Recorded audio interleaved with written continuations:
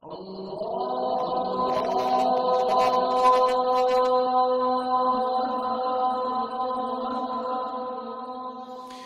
berkenaan dengan masalah kaitan agama yang dibawa oleh Rasulullah dan agama-agama sebelum Nabi Muhammad sallallahu alaihi wa ala alihi wasallam.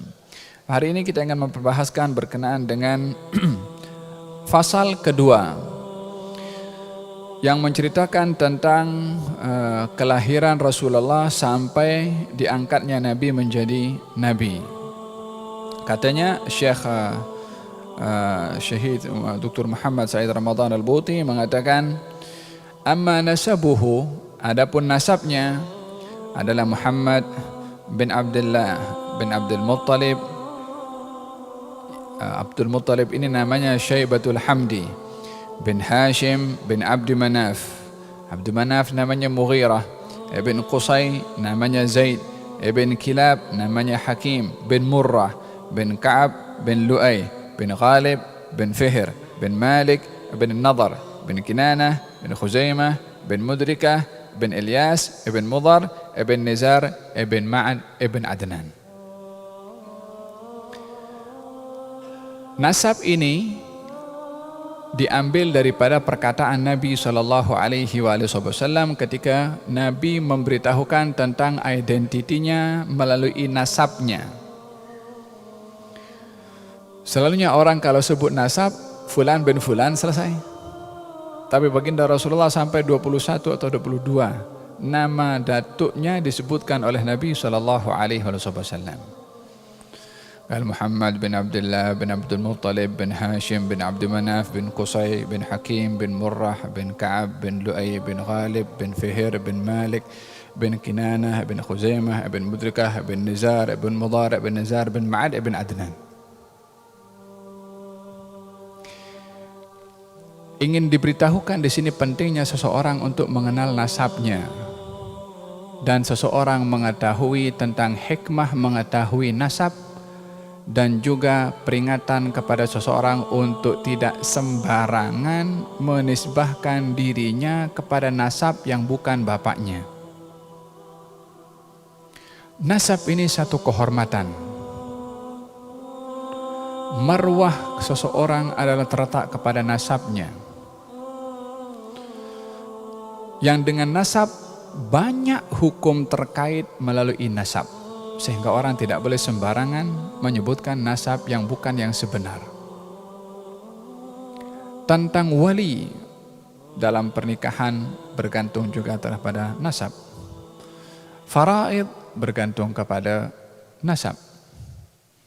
Ikatan kekeluargaan dengan yang lain bergantung kepada nasab. Dan kita kalau melihat dalam Al-Quranul Karim, hukum qadhaf, orang yang mesti disempat sampai 80 kali. Apa sebabnya? Karena menodai marwah nasab. Kalau seorang mengatakan kepada orang lain, wahai anak zina, dia sudah menisbahkan, mencoreng nasab orang itu. Dia bukan anak zina, tapi dikatakan wahai anak zina. Yakni seakan-akan menuduh bahwasanya ayahnya berzina dengan orang lain lahir anak ini. Yani seakan-akan anak ini hasil daripada zina yang nasabnya bukan kepada bapaknya. Dan ini penodaan kepada nasab. Allah perintahkan dalam Quran untuk orang ini disebat 80 kali. Dan di antara bahagian daripada maqasid asy-syariah yang 5 adalah berkaitan dengan nasab. Yakni kalau kita nak berbicara tentang agama, intinya 5 perkara. Salah satu daripada 5 ini tentang marwah atau nasab. Yang pertama agama, akidah. Yang kedua adalah tentang nyawa. Yang ketiga akal. Yang keempat harta. Yang kelima nasab atau marwah. Ini intipati agama. Oleh sebab itu di dalam hadis Nabi SAW, Nabi bersabda, kenalilah nasab kamu untuk kamu dapat bersilaturahim dengan saudara-saudara kamu. Yakni bagaimana kita akan tahu keluargaan kita dengan orang lain kalau bukan tanpa nasab. Di antara penjagaan terhadap kehormatan nasab di dalam Al-Quranul Karim, Allah ketika menyebutkan Nabi Isa disebutkan nasabnya. Allah ketika menyebutkan Nabi Isa disebutkan nasabnya. Kenapa? Setiap disebutkan dalam Al-Quran Isa bin Maryam, Isa bin Maryam, Isa putra Maryam, Isa putra Maryam. Dan beliau adalah merupakan satu-satunya Nabi yang disebutkan oleh Allah Subhanahu wa Ta'ala dengan nasabnya berkali-kali dalam Al-Quranul Karim. Apa sebab? Tak cukup sekali saja kah?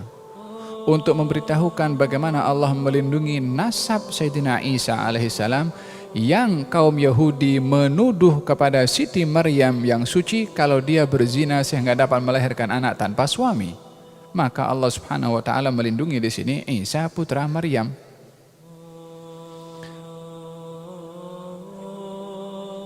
Ini tentang masalah nasab.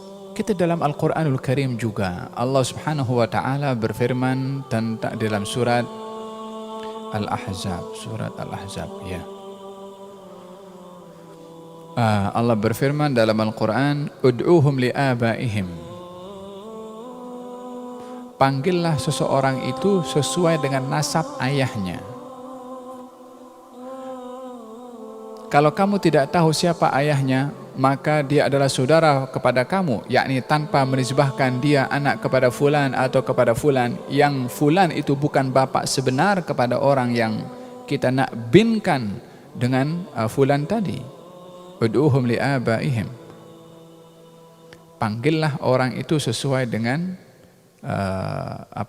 ayahnya yang sebenar. Ayat ini turun kepada salah seorang bernama Zaid ibn Harithah. Zaid ibn Harithah. Zaid ibn Harithah ini anak angkat Nabi yang dihadiahkan oleh Siti Khadijah kepada baginda Rasulullah. Awal cerita ini Zaid dicuri. Jadi penculikan anak itu pun daripada zaman dulu pun ada juga. Diculik, dijual. Awalnya daripada keluarga yang sederhana, diculik, dijual menjadi hamba sahaya. Waktu itu jatuh ke tangan Siti Khadijah, yakni dibeli oleh Siti Khadijah. Diserahkan oleh Siti Khadijah kepada Rasulullah. Ketika masih kecil, dididik oleh Nabi SAW, yang pada akhirnya ayah yang sebenar, yaitu Harithah, terjumpa dengan putranya ini yang bernama Zaid. Ketika datang kepada Rasulullah ingin membeli kembali Zaid oleh ayahnya yang bernama Harithah, kata baginda Rasulullah, aku beri kepada kamu pilihan. Yakni kata baginda Rasulullah, kalau Zaid bin Harithah memilih kepada engkau, aku berikan dia kepada engkau tanpa engkau membelinya. Yakni tak mau dijual oleh Nabi. Tapi kalau dia memilih kepada aku, maka aku memberikan jaminan kepada engkau bahwasanya dia akan aku jadikan sebagai anak angkat aku dan nasabnya pun bernasabkan dengan aku, dia akan mendapatkan harta juga daripada aku, yakni macam anak sendiri. Maka Zaid ketika itu memilih untuk bersama dengan Nabi SAW. Ayahnya Zaid puas hati disebabkan oleh kerana Nabi menjanjikan kepada Zaid apa yang memang menjadi keinginan kepada seorang anak untuk mempunyai nasab dan perlindungan serta penjagaan oleh ahli keluarga, dan itu yang dijanjikan oleh Nabi kepada Zaid ibn Harithah. Maka Zaid memilih untuk bersama dengan Nabi SAW.